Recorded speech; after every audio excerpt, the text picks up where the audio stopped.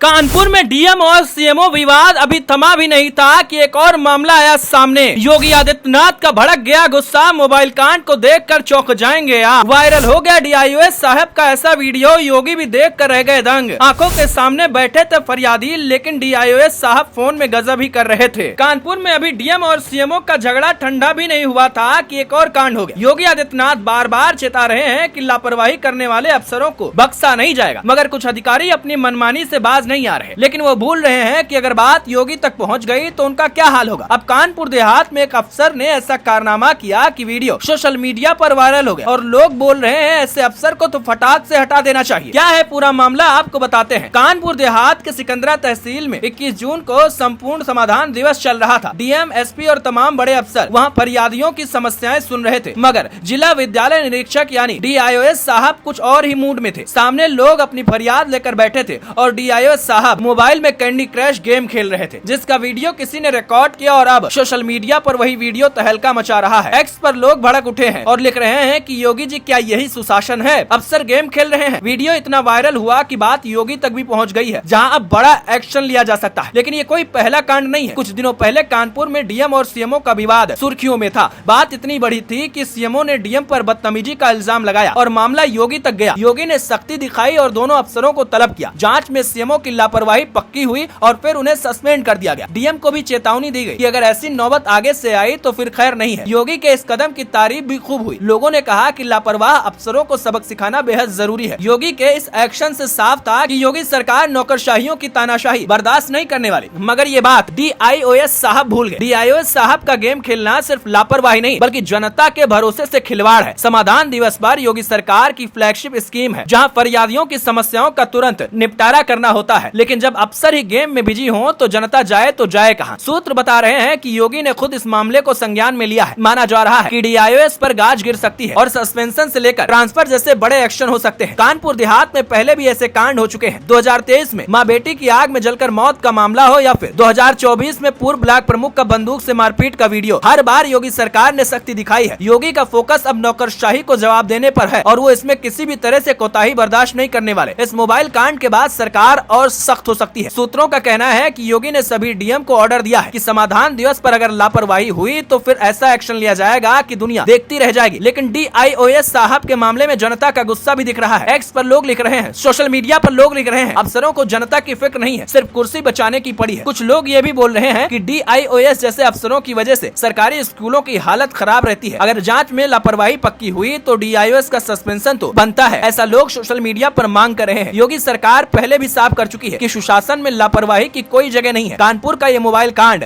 अब योगी के रडार पर है। डीआईओएस साहब का कैंडी क्रश खेलना भारी पड़ सकता है। देखना होगा इस मामले में आगे क्या होता है, लेकिन इतना तो तय है कि योगी सरकार इस मामले में एक्शन जरूर लेगी। ऐसे अधिकारियों पर किस तरह की कार्रवाई होनी चाहिए, आप क्या सोचते हैं, हमें कमेंट में जरूर बताइएगा।